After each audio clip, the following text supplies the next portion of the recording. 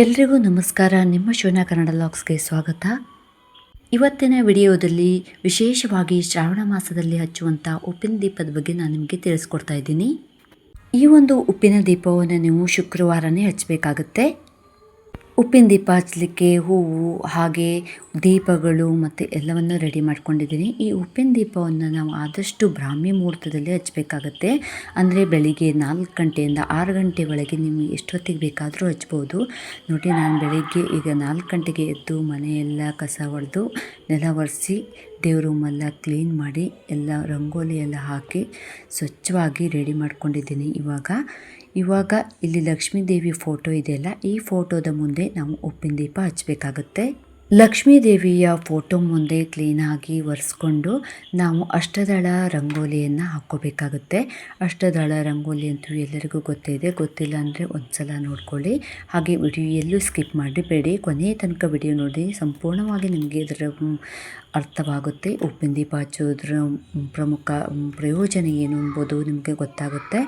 ಈ ರೀತಿ ಒಂದು ಅಷ್ಟದಳ ರಂಗೋಲಿಯನ್ನು ಹಾಕ್ಕೋಬೇಕಾಗತ್ತೆ. ಅಷ್ಟದಳ ರಂಗೋಲಿ ಯಾಕೆ ಹಾಕಬೇಕಂದ್ರೆ ಅಷ್ಟದಳ ರಂಗೋಲಿ ತುಂಬಾ ಇಷ್ಟ ಆಗುತ್ತೆ. ಹಾಗಾಗಿ ಲಕ್ಷ್ಮೀ ದೇವಿಯ ಮುಂದೆ ಈ ಅಷ್ಟದಳ ರಂಗೋಲಿಯನ್ನು ಬಿಡಿಸ್ಕೋಬೇಕಾಗುತ್ತೆ. ಈ ಶ್ರಾವಣ ಮಾಸದಲ್ಲಿ ಹಚ್ಚುವಂಥ ಉಪ್ಪಿನ ದೀಪಕ್ಕೆ ತುಂಬಾ ಪ್ರಾಶಸ್ತ್ಯತೆ ಇದೆ. ನೋಡಿ, ಲಕ್ಷ್ಮಿ ಹಾಗೂ ನಾರಾಯಣರಿಗೆ ಇಬ್ಬರಿಗೂ ಪ್ರಿಯವಾದಂಥ ಮಾಸ ಅಂದರೆ ಅದು ಶ್ರಾವಣ ಮತ್ತು ಆಷಾಢ ಮಾಸ. ಹಾಗಾಗಿ ಲಕ್ಷ್ಮೀದೇವಿಗೆ ಪ್ರಿಯವಾದಂಥ ಉಪ್ಪಿನ ದೀಪವನ್ನು ನಾವು ಶ್ರಾವಣ ಮಾಸದಲ್ಲಿ ಹಚ್ಚುವುದರಿಂದ ನಿಮಗೆ ಯಾವುದೇ ರೀತಿಯ ಹಣಕಾಸು ತೊಂದರೆ ಇದ್ದರೆ, ಮನೆಯಲ್ಲಿ ಯಾವುದೇ ನಕಾರಾತ್ಮಕ ಶಕ್ತಿ ಇದ್ದರೂ ಕೂಡ, ನಿಮಗೆ ಯಾವುದೇ ರೀತಿಯ ಆಸ್ತಿ ವ್ಯವಹಾರದಲ್ಲಿ ತೊಂದರೆ ಆಗಿದ್ದರೂ ಕೂಡ, ನೀವು ಕೊಟ್ಟಿರುವಂಥ ದುಡ್ಡು ನಿಮಗೆ ಯಾರಾದರೂ ವಾಪಸ್ ಕೊಡಲಿಲ್ಲ ಅಂದರೆ ಅಂಥ ಟೈಮಲ್ಲಿ ಈ ಒಂದು ಉಪ್ಪಿನ ದೀಪ ಹಚ್ಚೋದ್ರಿಂದ ನಿಮ್ಮ ಎಲ್ಲ ಸಮಸ್ಯೆಗಳಿಗೂ ಒಂದು ನಿವಾರಣೆಯಾಗಿ ಪರಿಹಾರ ಸಿಗುತ್ತೆ. ಯಾರು ಬೇಕಾದರೂ ಈ ದೀಪವನ್ನು ಹಚ್ಬೋದು. ಇಂಥವರೇ ಹಚ್ಚಬೇಕು ಅಂಥವರೇ ಹಚ್ಚಬೇಕು ಅಂತ ಏನಿಲ್ಲ, ಯಾರು ಬೇಕಾದರೂ ಹಚ್ಬೋದು.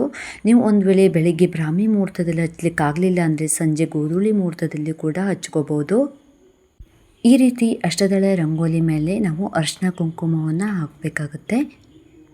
ನೀವು ಮೊದಲನೇ ಸಲ ಉಪ್ಪಿನ ದೀಪ ಹಚ್ತಾ ಇದ್ದಾರಂದರೆ ಎಲ್ಲವನ್ನೂ ನೀವು ಹೊಸದಾಗಿ ತರಬೇಕಾಗುತ್ತೆ. ನಾನಿಲ್ಲಿ ಪ್ರತಿ ಶುಕ್ರವಾರ ಉಪ್ಪಿನ ದೀಪ ಹಚ್ತಾ ಇರೋದ್ರಿಂದ ನಾನಿಲ್ಲಿ ಯೂಸ್ ಮಾಡಿರುವಂಥ ದೀಪಗಳನ್ನೇ ನಿಮಗೆ ತೋರಿಸ್ತಾ ಇದ್ದೀನಿ.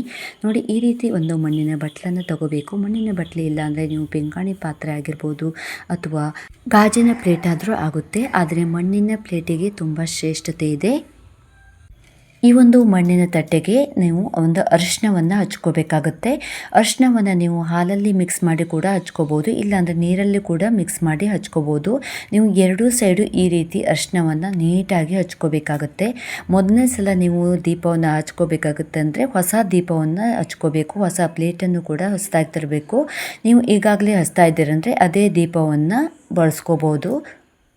ಯಾವ ದೀಪದಲ್ಲಿ ನೀವು ದೀಪ ಹಚ್ತೀರೋ ಅದೇ ದೀಪಕ್ಕೆ ಸ್ವಲ್ಪ ಅರಿಶಿನ ಮತ್ತೆ ಹಚ್ಚಬೇಕಾಗತ್ತೆ. ನೆಕ್ಸ್ಟ್ ನೀವು ಅದಕ್ಕೆ ಅರಿಶಿನ ಗಂಧ ಕುಂಕುಮದಿಂದ ಅಲಂಕಾರ ಮಾಡಬೇಕು. ನೆಕ್ಸ್ಟ್ ಇದೇ ಥರ ಎರಡೂ ದೀಪಗಳಿಗೂ ಈ ರೀತಿ ನಾವು ಒಂದು ಅರಿಶಿನವನ್ನು ಚೆನ್ನಾಗಿ ಎರಡೂ ಸೈಡು ಹಚ್ಕೊಳ್ಬೇಕಾಗುತ್ತೆ. ನೋಡಿ, ಅರಿಶಿನ ನೀವು ಎಷ್ಟು ಹಚ್ತೀರಲ್ವ ಅಷ್ಟೇ ನಮಗೆ ನೋಡಲಿಕ್ಕೂ ಕೂಡ ತುಂಬ ಚೆನ್ನಾಗಿ ಕಾಣಿಸುತ್ತವೆ.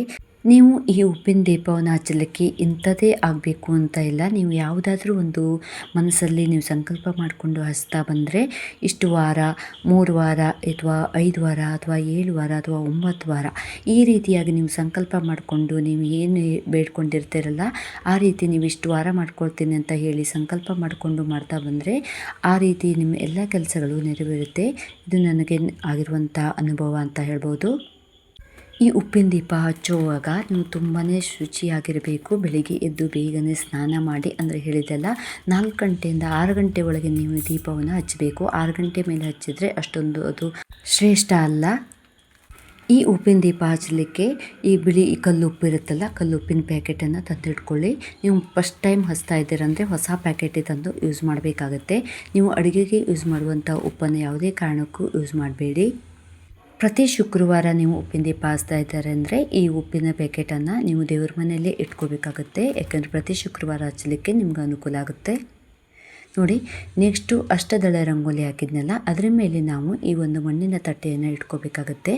ಅದು ಯಾವ ದಿಕ್ಕಿಗೆ ಇಡಬೇಕು ಅಂದರೆ ನಾವು ಉತ್ತರ ಮುಖವಾಗಿ ಈ ದೀಪವನ್ನು ಹಚ್ಚಬೇಕಾಗುತ್ತೆ.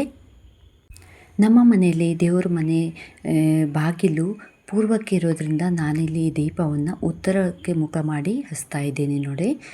ನೆಕ್ಸ್ಟ್ ನಂತರ ನಾವು ಇದಕ್ಕೆ ಒಂದು ಅರಿಶಿನ ಕುಂಕುಮದಿಂದ ಶೃಂಗಾರ ಮಾಡ್ಕೊಳ್ಬೇಕು, ಅಲಂಕಾರ ಮಾಡ್ಕೊಳ್ಬೇಕಾಗತ್ತೆ.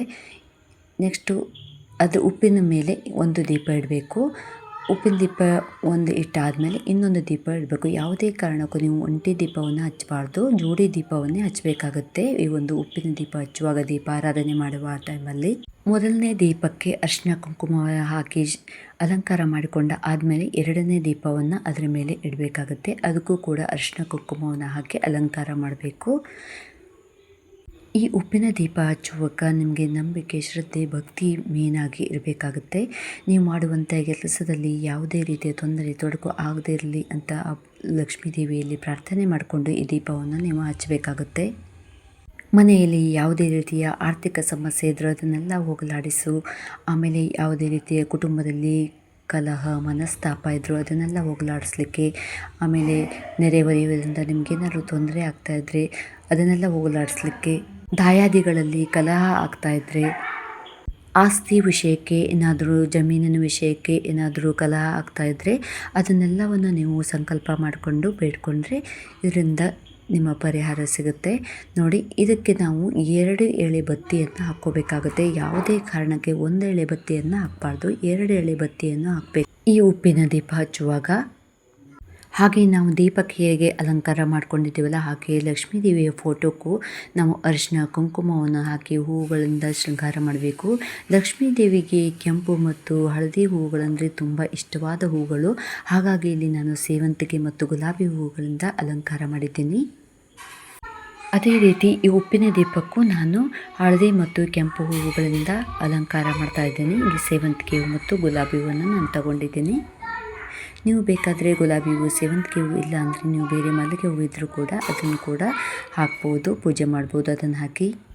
ಈ ಉಪ್ಪಿನ ದೀಪವನ್ನು ಕೇವಲ ಬರೀ ಸ್ತ್ರೀಯರು ಹಚ್ಚಬೇಕಂತ ಏನಿಲ್ಲ, ಇದನ್ನು ಪುರುಷರು ಕೂಡ ಹಚ್ಬೋದು. ಮತ್ತು ಈ ಉಪ್ಪಿನ ದೀಪ ಹಚ್ಚಿದ್ದನ್ನು ಮನೆಯಲ್ಲಿ ಯಾವುದೇ ರೀತಿಯ ಮಾಂಸಾಹಾರ ಸೇವನೆ ಮಾಡಬಾರ್ದು, ಹಾಗೆ ಮಾಡಬಾರ್ದು ಕೂಡ, ತಿನ್ನಲೂಬಾರ್ದು. ಈ ದೀಪವನ್ನು ವಿಸರ್ಜನೆ ಮಾಡುವ ತನಕ ಮನೆಯಲ್ಲಿ ಯಾವುದೇ ರೀತಿಯ ಮಾಂಸಾಹಾರವನ್ನು ಮಾಡಬಾರ್ದು. ಈ ದೀಪವನ್ನು ಹಚ್ಚಲಿಕ್ಕೆ ಮೊದಲು ನಾವು ಬತ್ತಿಯನ್ನು ಹಾಕ್ಕೋಬೇಕಾಗುತ್ತೆ. ಯಾವುದೇ ಕಾರಣಕ್ಕೂ ಎಣ್ಣೆಯನ್ನು ಮೊದಲು ದೀಪ ಹಚ್ಚುವಾಗ ಹಾಕಬಾರ್ದು, ಮೊದಲು ಬತ್ತಿಯನ್ನು ಹಾಕ್ಕೋಬೇಕು. ಯಾವುದೇ ದೇವ್ರ ದೀಪ ಹಚ್ಚುವಾಗ ಕೂಡ ಮೊದಲು ನಾವು ಬತ್ತಿ ಹಾಕ್ಕೋಬೇಕು, ಆಮೇಲೆ ಎಣ್ಣೆಯನ್ನು ಹಾಕ್ಕೋಬೇಕಾಗುತ್ತೆ. ನೋಡಿ, ನಾನು 2 ಬತ್ತಿಯನ್ನು ಹಾಕ್ಕೊಂಡಿದ್ದೀನಿ, 2 ಎಳೆ ಬತ್ತಿಯನ್ನು ಇಲ್ಲಿ ಹಾಕಿದ್ದೀನಿ. 2 ಎಳೆ ಬತ್ತಿ ಹಾಕಿ ಇಷ್ಟು ನಾವು ಎಣ್ಣೆ ಹಾಕೋದ್ರಿಂದ ಈ ದೀಪ ಎಷ್ಟು ಟೈಮ್ ಉರಿಯುತ್ತೆ ಅಂದರೆ, ಇದು ಬೆಳಗ್ಗೆ ನೀವು ಬ್ರಾಹ್ಮಿ ಮುಹೂರ್ತದಲ್ಲಿ ಹಚ್ಚಿದರೆ ಸುಮಾರು ಸಂಜೆ 5 ಗಂಟೆ 6 ಗಂಟೆ ತನಕನೂ ದೀಪ ಉರಿತಾ ಇರುತ್ತೆ ದೇವ್ರ ರೂಮಲ್ಲಿ. ನಂತರ ನಾವು ಡೈರೆಕ್ಟಾಗಿ ಬೆಂಕಿ ಕಡ್ಡಿಯಿಂದ ದೇವ್ರ ದೀಪವನ್ನಾಗಲಿ ಉಪ್ಪಿನ ದೀಪವನ್ನಾಗಲಿ ಹಚ್ಚಬಾರ್ದು. ನೋಡಿ, ಈ ರೀತಿ ಅಗರಬತ್ತಿ ಕಡ್ಡಿಯಿಂದ ನಾವು ದೀಪವನ್ನು ಹಚ್ಚಬೇಕಾಗತ್ತೆ. ಹಾಗೆ ಈ ಉಪ್ಪಿನ ದೀಪ ಹಚ್ಚುವಾಗ ನಾವು ಶುಭಂ ಕರೋತಿ ಕಲ್ಯಾಣಂ ಆರೋಗ್ಯ ಸುಖಂ ಸಂಪದಾಂ ಶತ್ರುಬುದ್ಧಿ ವಿನಾಶಾಯ ದೀಪಂ ಜ್ಯೋತಿ ನಮೋಸ್ತುತಿ ಅಂತ ಹೇಳಿ ದೀಪವನ್ನು ಹಚ್ಚಿದರೆ ತುಂಬಾ ಒಳ್ಳೆಯದು. ಬೆಂಕಿ ಕಡ್ಡಿಯಿಂದ ಡೈರೆಕ್ಟಾಗಿ ದೀಪ ಹಚ್ಚಬಾರ್ದು, ಯಾಕಂದರೆ ಅದರಿಂದ ದೋಷ ಉಂಟಾಗುತ್ತೆ ಅಂತ ಹೇಳ್ತಾರೆ. ಈ ರೀತಿ ಅಗರಬತ್ತಿಯಿಂದ ದೀಪವನ್ನು ಹಚ್ಚಿದ ನಂತರ ಮತ್ತೆ ದೀಪಕ್ಕೆ ಈ ರೀತಿ ಅಗರಬತ್ತಿಯಿಂದ ಬೆಳಗಿ ಲಕ್ಷ್ಮೀ ದೇವಿಯ ಫೋಟೋಕ್ಕೆ ಅಗರಬತ್ತಿಯನ್ನು ಬೆಳಗಿ ನೀವು ಯಾವುದಾದ್ರೂ ಸಿಹಿ ನೈವೇದ್ಯ ಮಾಡಿ ಇಟ್ಟರೂ ನಡೆಯುತ್ತೆ. ನಾನು 2 ಹಣ್ಣುಗಳನ್ನು ಇಟ್ಟಿದ್ದೀನಿ.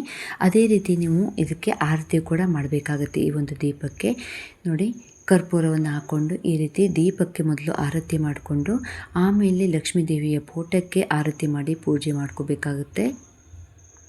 ನೋಡಿ, ನಾನು ಹಚ್ಚಿರುವಂಥ ದೀಪ ಆ ಸೈಡು ಮುಖ ಆಗಿದೆ, ಯಾಕಂದರೆ ಅದು ಉತ್ತರ ಸೈಡಿಗೆ ಮುಖ ಮಾಡಿ ಹಚ್ಚಿರೋದ್ರಿಂದ ಆ ಕಡೆ ಮುಖ ಇದೆ. ದೇವರು ನಮ್ಮ ಮನೆಯಲ್ಲಿ ಪೂರ್ವ ದಿಕ್ಕಿಗೆ ಇರೋದ್ರಿಂದ ದೀಪವನ್ನು ಉತ್ತರ ದಿಕ್ಕಿಗೆ ಹಚ್ಚಿದ್ದೀನಿ. ಯಾವುದೇ ಕಾರಣಕ್ಕೂ ನೀವು ಬೇರೆ ದಿಕ್ಕಿನಲ್ಲಿ ಹಚ್ಚಬಾರ್ದು, ಉತ್ತರ ದಿಕ್ಕಿನಲ್ಲಿ ಹಚ್ಚಿದರೆ ತುಂಬಾ ಶ್ರೇಷ್ಠ. ಉತ್ತರ ದಿಕ್ಕಿನಲ್ಲೇ ಹಚ್ಚಬೇಕು. ನೆಕ್ಸ್ಟು ನಾವು ಧೂಪದಿಂದ ಪೂಜೆಯನ್ನು ಮಾಡಬೇಕಾಗುತ್ತೆ. ಫಸ್ಟು ದೇವರನ್ನು ಉಪ್ಪಿನ ದೀಪಕ್ಕೆ ಧೂಪದಿಂದ ಪೂಜೆ ಮಾಡಿ ನಂತರ ಲಕ್ಷ್ಮೀ ದೇವಿಯ ಫೋಟೋಕ್ಕೆ ಪೂಜೆ ಮಾಡ್ಕೋಬೇಕು. ನೀವು ಈ ಪೂಜೆಯನ್ನು ಮಾಡುವಾಗ ತುಂಬ ಅಂದರೆ ತುಂಬ ನಂಬಿಕೆ, ಶ್ರದ್ಧೆ ಇರಬೇಕಾಗುತ್ತೆ. ಮನೆಯಲ್ಲಿ ಯಾವುದೇ ನಕಾರಾತ್ಮಕ ಶಕ್ತಿ ಇದ್ರೂ ಅದನ್ನೆಲ್ಲ ಹೋಗಲಾಡಿಸುವಂಥ ಶಕ್ತಿ ಇದರಲ್ಲಿ ಬರಲಿ ಅಂತ ಬೇಡ್ಕೋಬೇಕಾಗುತ್ತೆ. ಆರ್ಥಿಕ ಸಮಸ್ಯೆಗಳೆಲ್ಲ ದೂರವಾಗಿ ಹಣಕಾಸಿನ ತೊಂದರೆ ಆಗದಿರಲಿ, ಮಕ್ಕಳಿಗೆ ಒಂದು ಒಳ್ಳೆಯ ವಿದ್ಯಾಭ್ಯಾಸ ತಲೆಗೆ ಹೋಗ್ತಾ ಇಲ್ಲ ಅಂದರೆ ಅಂಥದ್ದು ಕೂಡ ಸಂಕಲ್ಪ ಮಾಡಿಕೊಂಡು ನೀವು ದೀಪವನ್ನು ಹಚ್ಚಿ ಕೊನೆಯದಾಗಿ ದೀಪಕ್ಕೆ ನಮಸ್ಕಾರ ಮಾಡಬೇಕಾಗುತ್ತೆ. ನಮಸ್ಕಾರ ಮಾಡಿ ನೀವು ದೀಪಕ್ಕೆ ಎಲ್ಲ ಆದಮೇಲೆ ನೀವು ಕೊನೆಯದಾಗಿ ವಿಷ್ಣು ಸಹಸ್ರನಾಮ ಪಾರಾಯಣ ಮಾಡಿದರೆ ತುಂಬಾ ಒಳ್ಳೆಯದು. ಹಾಗೆ ನೀವು ಲಕ್ಷ್ಮೀ ಅಷ್ಟೋತ್ತರ ಶತನಾಮಾವಳಿ ಅದನ್ನು ಓದಿದರೂ ಕೂಡ ತುಂಬಾ ಒಳ್ಳೆಯದು. ನೀವು ಒಂದು ವೇಳೆ ಲಕ್ಷ್ಮೀ ಅಷ್ಟೋತ್ತರ ಶತನಾಮಾವಳಿ ಓದಲಿಕ್ಕೆ ಆಗಲಿಲ್ಲ ಅಂದರೂ ಅಡ್ಡಿಲ್ಲ, ವಿಷ್ಣು ಸಹಸ್ರನಾಮವನ್ನು ಓದಲೇಬೇಕು. ಯಾಕಂದರೆ ಲಕ್ಷ್ಮೀ ದೇವಿಗೆ ಪ್ರಿಯವಾದಂಥ ವಿಷ್ಣು ಸಹಸ್ರನಾಮವನ್ನು ಓದಿದರೆ ನಮಗೆ ಈ ಉಪ್ಪಿನ ದೀಪವನ್ನು ಹಚ್ಚೋದ್ರ ಜೊತೆಗೆ ಅದರೆಲ್ಲ ಒಂದು ಪ್ರತಿಫಲ ನಮಗೆ ಸಿಗುತ್ತೆ ಅಂತ ಹೇಳ್ಬೋದು. ನೀವು ಅಂದ್ಕೋಬೋದು ಇಲ್ಲಿ 3 ದೀಪ ಹಚ್ಚಿದ ಹಾಗೆ ಆಗಿದೆಯಲ್ಲ ಅಂತ. ಇಲ್ಲ, ಇನ್ನೊಂದು ದೀಪನ ನಾನು ಬಾಗಿಲಲ್ಲಿ ಹಚ್ಚಿದ್ದೀನಿ. ಯಾಕಂದರೆ 3 ದೀಪ ಹಚ್ಚಬಾರ್ದು, ಹಾಗಾಗಿ ಬಾಗಿಲಲ್ಲಿ ಒಂದು ದೀಪ ಹಚ್ಚಿದರೆ 4 ದೀಪ ಆಗುತ್ತೆ. ಈ ಉಪ್ಪಿನ ದೀಪ ಹಚ್ಚೋದು ಎಷ್ಟು ಮಹತ್ವ ಆಗಿರುತ್ತೋ ಈ ಉಪ್ಪಿನ ದೀಪವನ್ನು ವಿಸರ್ಜನೆ ಮಾಡುವುದು ಕೂಡ ಅಷ್ಟೇ ಮಹತ್ವವಾಗಿರುತ್ತೆ. ಅದನ್ನು ಯಾವ ರೀತಿ ವಿಸರ್ಜನೆ ಮಾಡಬೇಕು ಎಂಬುದನ್ನು ನಾನು ಮುಂದಿನ ವಿಡಿಯೋದಲ್ಲಿ ನಾನು ನಿಮಗೆ ತಿಳಿಸ್ಕೊಡ್ತೀನಿ. ಇವತ್ತಿನ ಈ ವಿಡಿಯೋ ತುಂಬಾ ಉಪಯುಕ್ತವಾಗಿದೆ ಅಂದ್ಕೊಂಡಿದ್ದೀನಿ. ಇಷ್ಟ ಆಯಿತು ಅಂದರೆ ನಿಮ್ಮ ಅನಿಸಿಕೆ ಅಭಿಪ್ರಾಯನ ಕಾಮೆಂಟ್ ಬಾಕ್ಸಲ್ಲಿ ತಿಳಿಸಿ. ಹಾಗೆ ಇನ್ನುವರೆಗೂ ಯಾರು ನನ್ನ ಚಾನಲ್ ಸಬ್ಸ್ಕ್ರೈಬ್ ಮಾಡ್ಕೊಂಡಿಲ್ಲ ಅಂದರೆ ಸಬ್ಸ್ಕ್ರೈಬ್ ಮಾಡ್ಕೊಳ್ಳಿ. ಹಾಗೆ ಪಕ್ಕದಲ್ಲಿರುವಂಥ ಬೆಲ್ ಐಕನ್ನ ಪ್ರೆಸ್ ಮಾಡಿ. ನಾನು ಹಾಕಿರುವಂಥ ಎಲ್ಲ ವಿಡಿಯೋಗಳ ನೋಟಿಫಿಕೇಷನ್ ನಿಮಗೆ ಫಸ್ಟ್ ಬಂದು ತಲುಪುತ್ತೆ. ಈ ಒಂದು ವಿಡಿಯೋನ ನಿಮ್ಮ ಕುಟುಂಬದವರಿಗೂ ಮತ್ತು ಸ್ನೇಹಿತರಿಗೂ ನೀವು ಶೇರ್ ಮಾಡಿ. ಇಲ್ಲಿಯವರೆಗೂ ನನ್ನ ವಿಡಿಯೋ ನೋಡೋದಕ್ಕೆ ನಿಮಗೆಲ್ಲರಿಗೂ ಧನ್ಯವಾದಗಳು. ಹಾಗೆ ಇನ್ನೊಂದು ಉತ್ತಮವಾದ ವಿಡಿಯೋದೊಂದಿಗೆ ನಾನು ನಿಮಗೆ ಸಿಗ್ತೀನಿ. ಅಲ್ಲಿವರೆಗೂ take care, bye bye, C friends.